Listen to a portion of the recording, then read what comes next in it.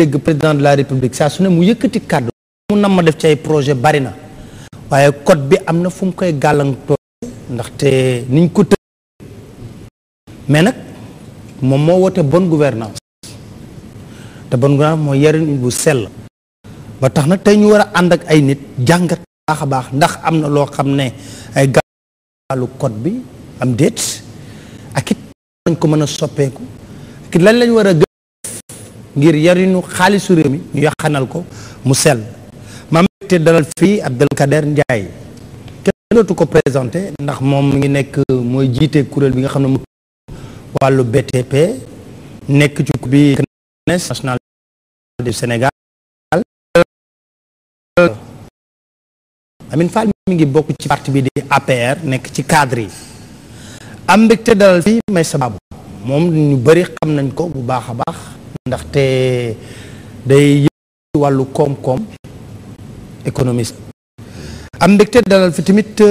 kilifa Mamadou Fall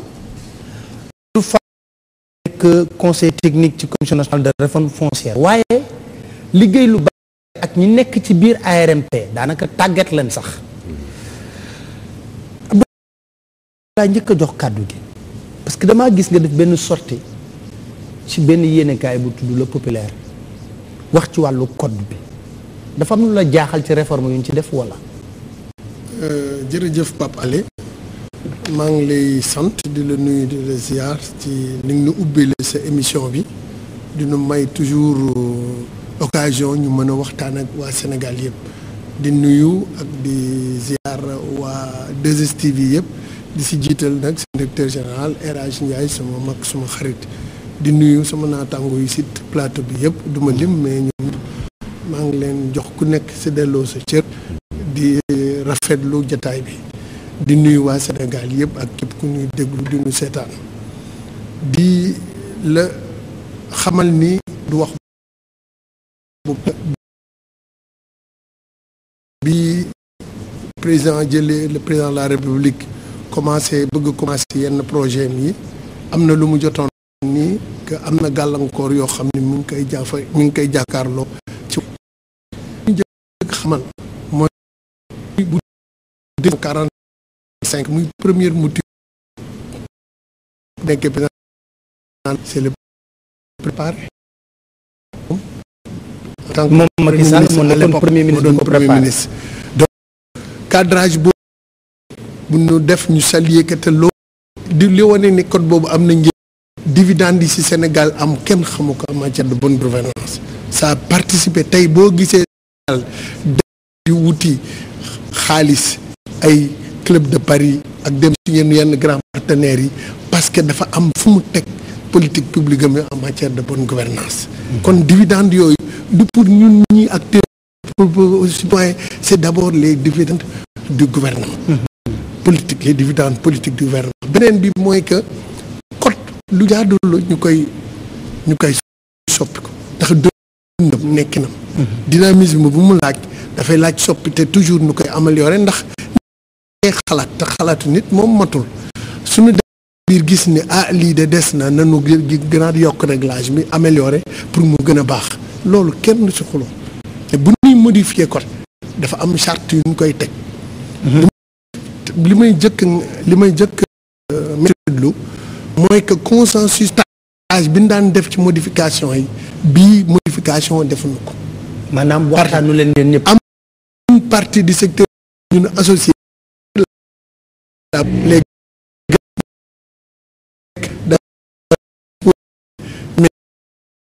bu yàggul chargé bi ñu ko dugalee aussi dans les sites portail des marchés publics yàggul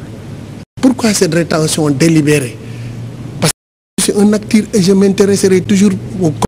sunu fédération syndicale lu tax ñu def ñi gën a exécuter ñi gën a impliqué wu ci wàllu contrat marché public la ñu doon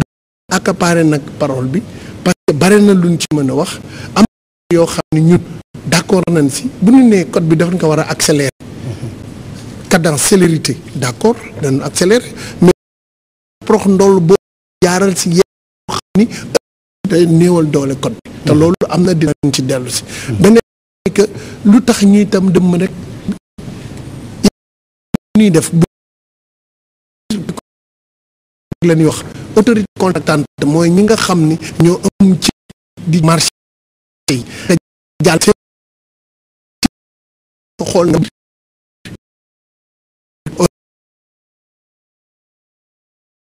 ak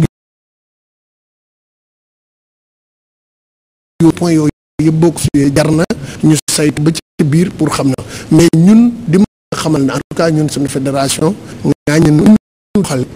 ci modification code bi teewuñu code bi bu ne ñu wax ne lu tax président di faral di wax ne code bi da koy tardel.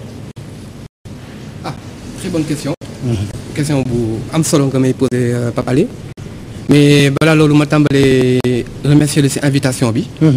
nuyu sama naataango yi yëpp toog. Monsieur Fall que je connais depuis très longtemps. qui est mon sama papa la kii. Monsieur Babou et monsieur Ndiaye. Je vais passer par les noms donc vraiment c'est un plaisir. ma nekk fii toog ak yéen. pour mën a wax donc su ma bëggee ñëw directement sa question. avant loolu sax bëggoon naa peut-être xool un peu jeunesse bi les points qui changent un peu. mais je vais répondre d'abord à ta question. pourquoi Macky Sall bëgg changer man sama expérience personnelle nekk ak conseiller technique au ministère des infrastructures pendant 1 an ak Thierno Alassane Sall. Et de mon expérience personnelle j'ai remarqué que le code en toute honnêteté bloque le travail sur les marchés sur les contrats qu'on devait signer etc. ci yan point le code bi di bloqué par exemple. je vais vous dire c'est wolof. pardon je suis pas. donc voilà. donc je vais revenir un peu damay ñëwaat par rapport ak li changer grosso modo ci gàttal li changer bien. donc il y a des dispositions yoo xam ne dañu supprimer par exemple toutes les dispositions yi nga xam ne dafa tax si les contrats de partenariat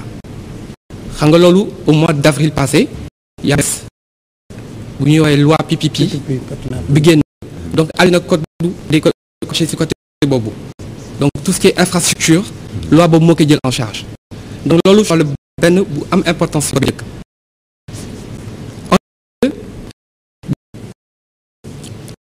aujourd'hui ak code bu bees bi nii dina wàññeeku jusqu'à à peu près 108 jours fi ñu nekkee woon 188 jours c'est-à-dire 6 mois damay expliquer un peu def jeunesse bi un peu parce que bu ñu defee budget état bi si dernier tiers u année bi ba def plan de passation de marché yi si ñu defee plan de passation de marché avis d'appel avis de général de passation des marchés les envoie avant le 15 janvier au début janvier du mois ça veut dire que bu ñu envoyé yooyu lancer appel d'offres yi balaa ngay tàmbali benn travaux du moins benn liggéey balaa ngay tàmbali mu def 6 mois donc loolu daf ñu yóbbu mois de juillet à peu près ça veut dire que état bi projet mu bëgg de janvier à liggéey il faut mu topp benn délai boo xam ni foofu rek la ko mën yóbbu te boo xoolee bu baax aussi ñun suñu intrant yi ñu jënd par rapport au projet bi te juillet comme France ñun France bon xam nga ñun foofu la ñuy jëndee lu gën a bari juillet août France ñëppay dem vacances donc ça veut dire que quelque part la République sénégalaise a réellement 3 mois 4 mois pour faire ses projets donc chaque fois empiéter ci beneen année donc c'est normal que aujourd'hui le président muy wax ne que code des marchés bi ça dérange par rapport le fait ñu wàññi ko aujourd'hui tamit lu baax la donc comme monsieur Ndiaye disait tout à l'heure code day évoluer aujourd'hui ñun bu ñu nekkee 88 jours waaw bu ñu nekkee 90 jours man mën naa jël États-Unis pour les marchés très complexes ils sont à 75 jours donc si on est à 90 ça veut dire qu'on est dans les standards internationaux par rapport au délai donc voilà donc un peu ça et puis il y a les seuils qui ont été c'est-à-dire fii waaw ñuy yokku voilà donc c'est par rapport au DRP d'ailleurs c'est par rapport au DRP aujourd'hui yéeg nañ ko c'est-à-dire marché travaux bi nga xam ni appel d'offres ñu ngi koy commencé 25 millions aujourd'hui yokk na 60 millions je crois 15 millions 30 millions aussi à peu près j'ai pas les chiffres exacts mais toujours est-il que loolu na mettre responsable administration les commissions des marchés les cellules qui sont dans les ministères par exemple nañu gën a am par rapport à ce qu'ils veulent li ñu bëgg dawal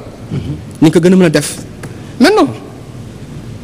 dinañu wax ne que en fait il y a le problème de corruption xaalis bi peut-être DLP yi foofu la yëpp di jaaree tout ça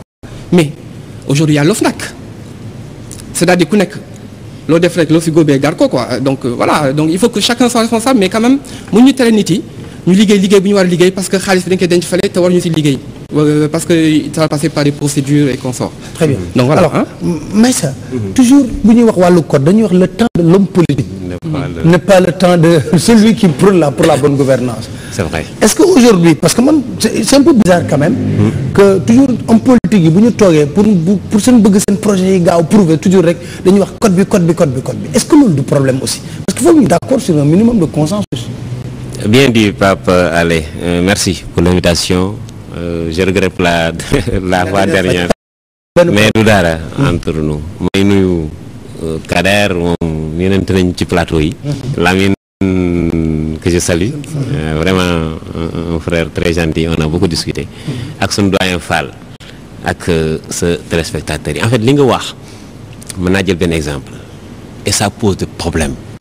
L'homme politique calendrier ak citoyen du benn léeg-léeg da ngay gis benn empiètement. Je prends un exemple très simple. Gare routière bi ñu délogé c'est parce que il y a un projet politique du président et il faut aller vite. Avec PSE. Et il n'a que 2 ans. Et pour finir ces immeubles à pompiers visibles ndax 2017 day egsi. Mais alors est-ce que le garage était prêt? Je crois pas. ci wolof. Voilà. baal ma léegi bi ñuy waaw kon bi ñuy jëlee garage bi di ko yóbbu ndax pare nañ je ne crois pas ndax tey soo fa demee daanaka juróomi téeméer la fay dugal taxi man jéem naa ko sama oto yóbbu fa nit dootuma ko dolli ndax def naa 3 heures de temps mënu ma dem mënu ma dikk. bi après man la jëlee taxi soo ñëwee ma fay 3000 nii attanuñu ko mais je veux dire ba ne waroon nañu mën a xaar régler ces petits problèmes tey mbedd mi ak xeexu transporteurs yi nekk ci biti nuñ tudd horaires yi problème à régler avant suñ jëlaatoon 6 mois encore def ci biir garage bi terminus Dakar Dem Dikk terminus Tata comme partout en Europe foo wàcc da ngay dugg ci car bi waxuma mu yóbbu la sa kër de mais soo jëmee car bi daal mën na ne su ma demee Castor damay tourner dellu garage yow soo ñëwee ba Castor yaa ngi ci biir dëkk bi ba Nord Foire fa ñu wax xaw ma nag ba xaw ma côté boobu garas su ko amoon duñ jooytee duñ yuuxu mais jëluñu temps bi moo tax damay bëgg rek ci sa li nga wax léegi problème ça c'est un exemple parmi d'autres